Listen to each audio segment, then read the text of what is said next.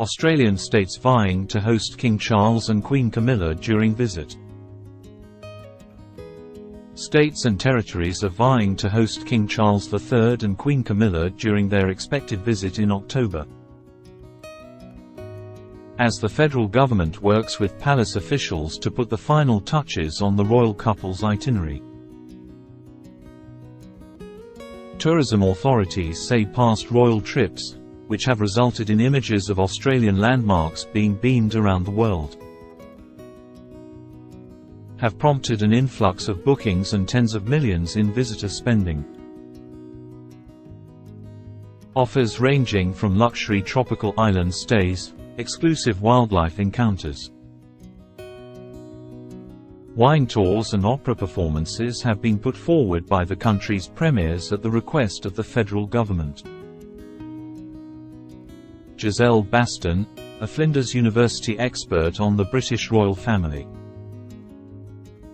said it was unlikely the royal couple would visit every state and territory due to the King's ongoing treatment for cancer. The tours have become much shorter since the 50s, she said, adding that she expected the royal couple would do a 6-day tour with about 3 appearances a day. While H is very keen on all the states and territories, it'll be whichever state has put in the best case for why they need to be visited.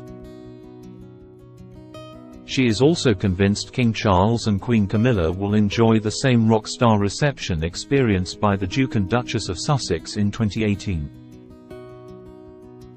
And Prince William and his wife Catherine 4 years earlier. Even though the Sussexes and the then Cambridges had enormous media pull because of their youth and celebrity status. I think King Charles comes with that extra fairy dust of kingship, Baston said. The sovereign is a big deal for many Australians still. So, what's on offer? State and territory leaders were asked to develop itineraries aligned with 2 main themes: King Charles' first visit to Australia as sovereign, and his interest in climate and sustainability. Queensland's proposed royal itinerary includes a visit to Prince Charles Hospital in Brisbane, a trip to the Gold Coast and then north to Cairns, where the King would meet those impacted by January's devastating flooding event in the wake of Cyclone Jasper. The couple would also travel to Lizard Island, an hour's flight north of the tropical city, where they have been offered the use of a luxury home and cottage. Owned by Racing Queensland chairman Stephen Wilson. It is currently advertised at $30,000 a night, but the Queensland government said it would not cover the cost of accommodation. Queensland's tourism minister Michael Healy said the King was no stranger to that part of the world. He holidayed on the picturesque Great Barrier Reef Island during an unofficial trip in 1966 when he was aged 17.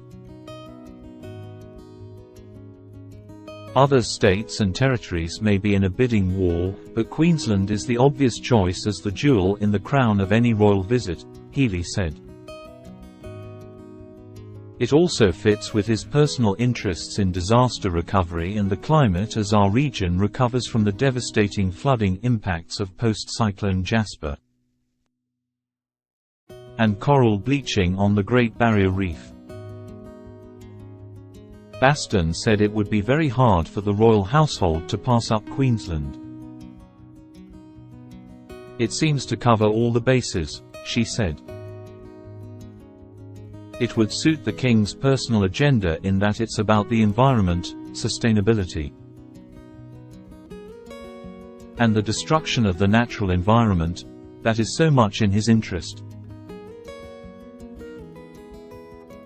Western Australia's itinerary includes a visit to the War Museum Bula Bardip, 5 renovated heritage buildings in the heart of Perth,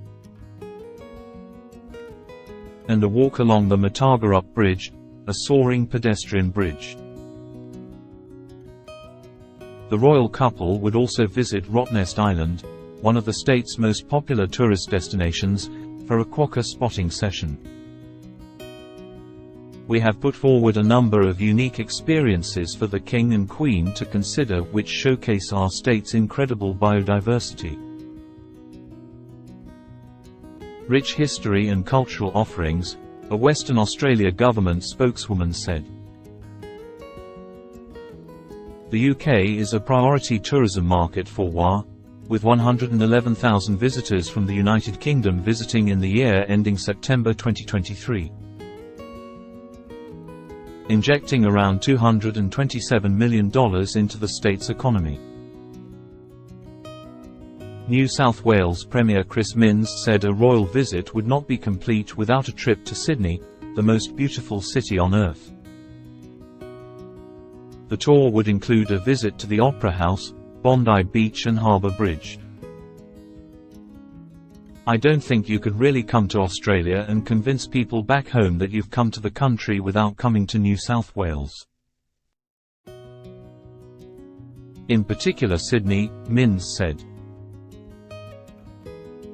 Tasmanian Premier Jeremy Rockliff said he wanted King Charles to see what it means to be a Tasmanian.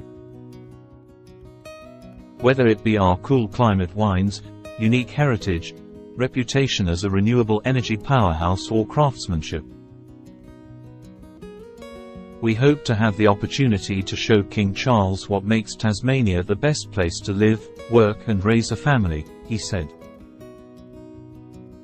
Royal visits can generate millions but come at cost to taxpayers. Tourism experts say royal visits often result in a flurry of bookings and inquiries from visitors. The Duke and Duchess of Cambridge's visit to Australia in 2014 saw stunning photographs of some of Australia's most famed landmarks, including Uluru in the Northern Territory, showcased around the world. Tourism Australia reported a 125% increase in visitors from Great Britain to its website on the day of the couple's Uluru visit. Daniel Schwind from the Griffith Institute for Tourism said it was advertising that money could not buy. The King is one of the most famous people on the planet and he draws attention to the places he sees and visits, he said. The King will be traveling with hundreds of media representatives and it will certainly draw attention to the many attractions we do have. Security and transport is typically paid for by the federal government, states and territories, but the royals pay for their accommodation. But Republicans say the cost of the tour should be footed entirely by the royal family. Australian Republic Movement Chief Executive Officer Isaac Jeffrey said the cost of royal visits often ran into the millions. This gentleman from the other side of the world lives 17,000 kilometers away. Has got a $37 billion property portfolio and he makes hundreds of millions of pounds every year, he said. He could pay his own way. Australians are suffering at the moment from a cost of living crisis and we don't think that we should be footing the bill for rich international celebrities who only come to visit us every 10 years or so, for a couple of days. Jeffrey said he would like to see the King and Queen venture beyond the capital cities. I think it'd be great to see the King and Queen of Australia visiting regional Australia, Mr. Jeffrey said. He could check out some of the big things, the big prawn in Ballina or the big banana at Coffs Harbour. The King is yet to formally announce the tour, which would coincide with the Commonwealth Heads of Government meeting in Samoa in October.